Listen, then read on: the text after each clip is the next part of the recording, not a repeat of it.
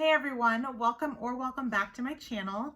Thank you so much for clicking on my video and for coming to my channel. If you're new here, my name is Melissa and I am a nursing student. I wanted to make an update video about my last session at Chamberlain. Now, before I get into that, I do want to announce that I made the Dean's List for my first semester at Chamberlain. So my summer session, I made the Dean's List. So I just finished a session at Chamberlain. This was actually my third session that I just completed last week. And today's Monday. I'm not sure when I'm going to be uploading this video, but today is the start of my newest session, my fourth session at Chamberlain. If you're not familiar with the structure of the program or with Chamberlain's class layout, Chamberlain does have the 16-week semesters, but they split it in half into two 8-week sessions. So you switch out classes every 8 weeks instead of switching out classes every 16 weeks. I do have a previous video about the structure of Chamberlain's program where I dive deeper into that, but just for this video, I want to talk about my experience this last session,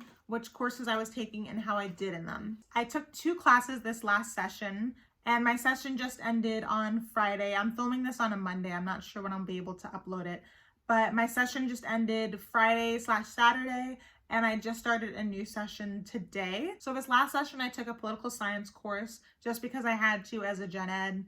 None of my previous credits, unfortunately, transferred over to meet the requirements for this credit. So if you attend Chamberlain, the course that I took was Political Science 330. That was the course number. And I took Anatomy and Physiology 3. Chamberlain does have 4 anatomy and physiologies. At another school and another nursing program, it still equates to anatomy and physiology 1 and 2.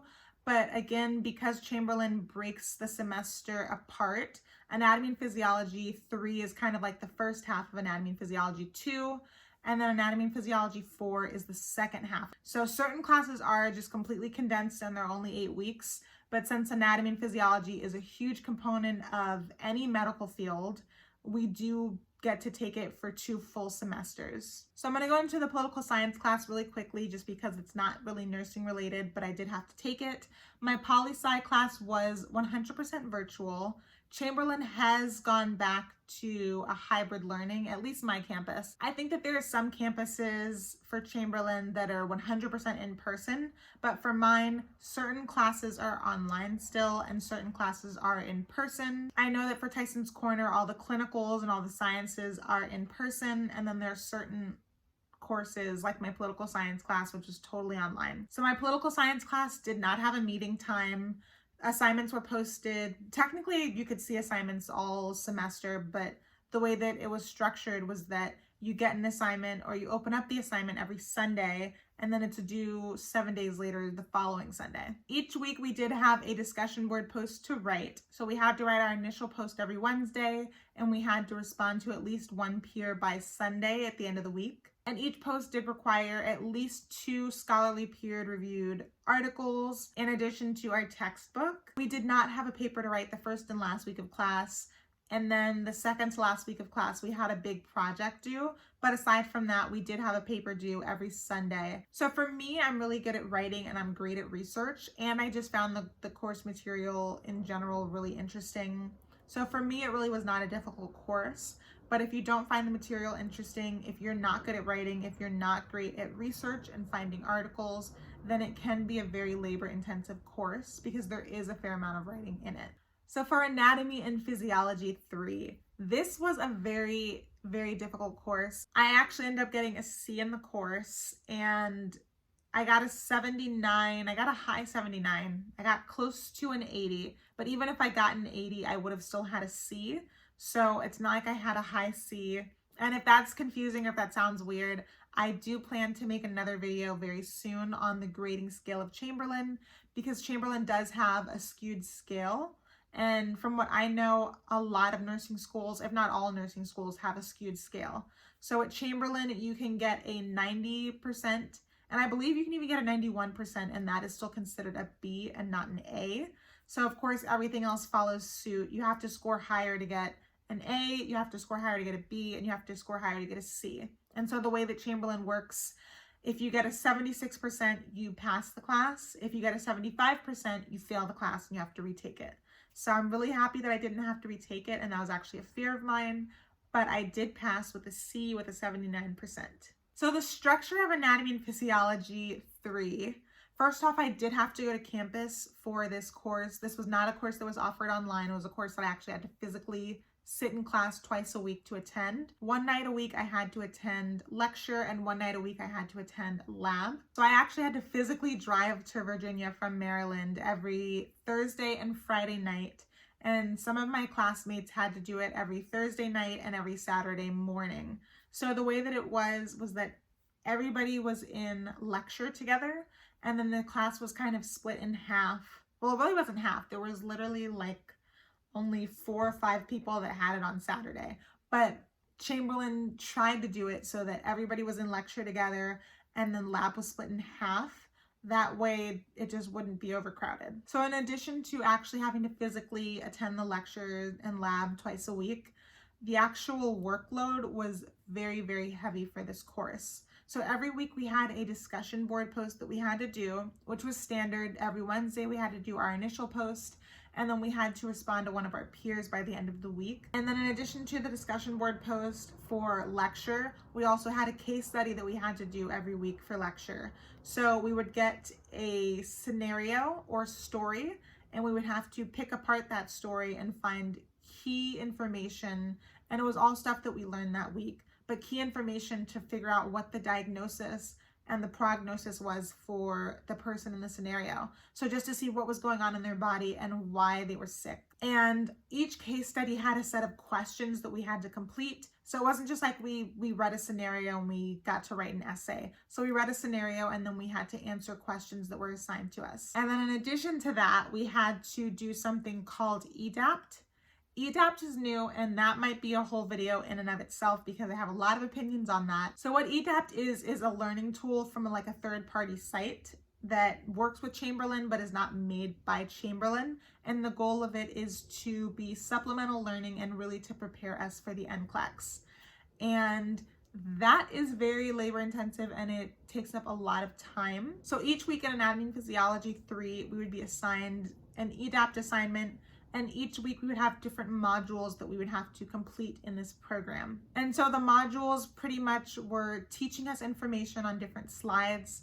And then we would have certain checkpoints throughout the module where we'd be quizzed on things that we learned. And then at the end of the module, we had like a little mini quiz that we would have to take, all multiple choice. Well, some were actually multiple choice, some were matching, and some were fill in the blank. But we had this little mini quiz that we'd have to complete after each module. So each week we could have anywhere from 3 to 6 or 7 modules that we would have to complete per week. And it sounds pretty straightforward, and it is straightforward except for 2 things. Number one, it is very time consuming.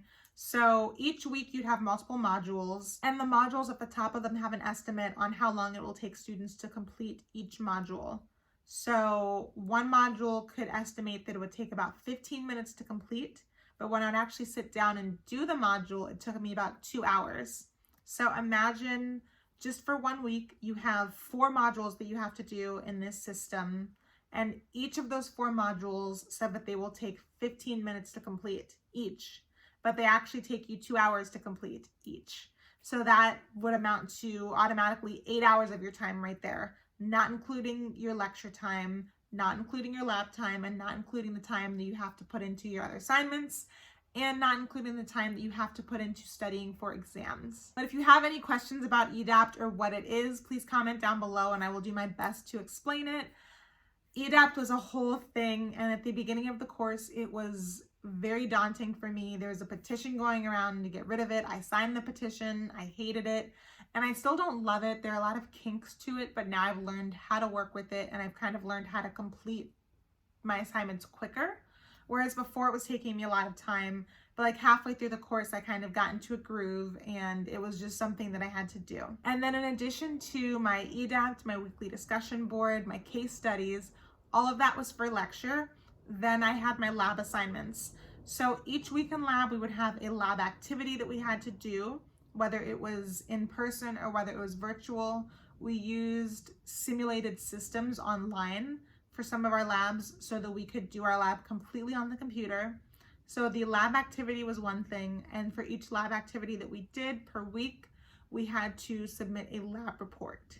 And Those were two things that, even though they were complementary, they were graded separately. So in addition to the assignments and going to class twice a week, and class, by the way, every Thursday night I had it from 6 o'clock to 9 p.m., so 3 hours in lecture.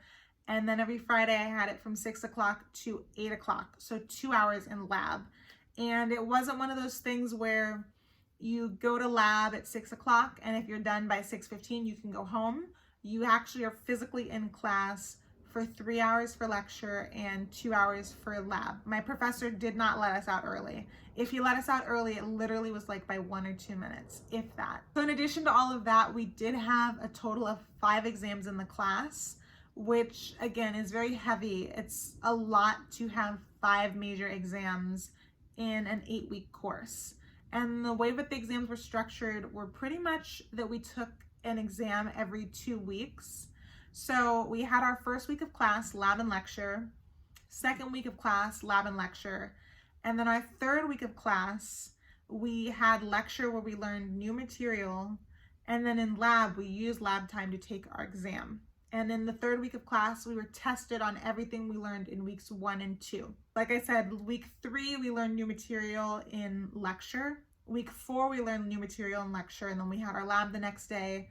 Week 5, we learned new material for week 5, and then the next day in lab, we would have an exam on weeks 3 and 4. So it was very back to back to back, very fast paced. This is a very accelerated program, and it is very challenging. So those were our 3 major exams. They were not comprehensive. It was just everything that we learned 2 weeks at a time. We had exam 1, exam 2, and then exam 3 was our final exam. So in addition to those 3 main exams, at the end of the course, we had 2 additional exams. One was a practicum, and if you're not familiar with practicums for anatomy and physiology, it's literally just that you see a structure anywhere on the human body that you learned in the course. You see a structure and you have to identify what that structure is. So we had our lab practicum, and that was cumulative. It was everything that we had learned from day 1 of the course. And then we also had a comprehensive exam for everything that we have ever learned in anatomy. So I just finished Anatomy and Physiology 3, and at the end of this course, the comprehensive exam tested us on material from Anatomy and Physiology 3, Anatomy and Physiology 2, and Anatomy and Physiology 1. And so of course this is a difficult exam in general, but it was especially hard for me just because I did not take Anatomy and Physiology 1 and 2 at Chamberlain. I took it at community college. And the community college that I went to actually did not go as in depth as Chamberlain does. Most of my other classmates took Anatomy and Physiology 1 2 seconds ago. So like I said, Chamberlain's courses are back to back to back. So a lot of my classmates took A&P 1, had a weekend break, took A&P 2, had a weekend break, took A&P 3, and then at the end of A&P 3, they were tested on this material that they all just learned in the last few months. For me, it's been over a year since I've taken Anatomy and Physiology 1 at community college. So I literally had to find my old notes from over a year ago, and it was just really difficult. And it was a very challenging class, but I did pass, and I got a C, and I'm proud of my C. You know, I don't know how it's going to affect my Dean's List status, but I wasn't trying to make Dean's List. It was just a pleasant surprise.